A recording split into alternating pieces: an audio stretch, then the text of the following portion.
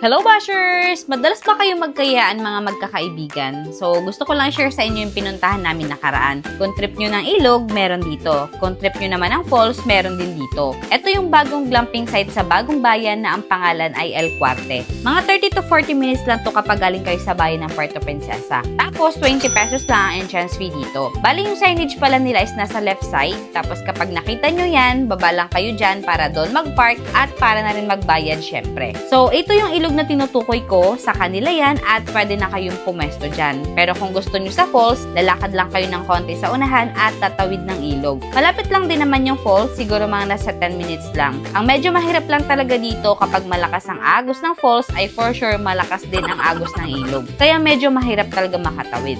May bahay na din dito na pwede nyong tuluyan, 1,500 ang overnight, tapos kahit ilan na kayo nun. May ilang mga gamit na rin pang luto, may CR, may ihawan, tapos exclusive na sa inyo yung area na to. Since medyo malayo talaga yung tindahan dito ay nagbaon na kami ng pagkain, nag-ihaw ng liempo, isda, nagsaing at nagbaon na rin kami ng tubig. So yun lang, kung gusto nyo mag-chill, simpleng bading o kaya trip nyo lang, nagkayaan lang kayo tapos ayaw nyo nang bumiyahe pa ng malayo, goods na yung spot na to dito. Ang ganda ng falls at ang ganda pa ng view. Yun lang, bye!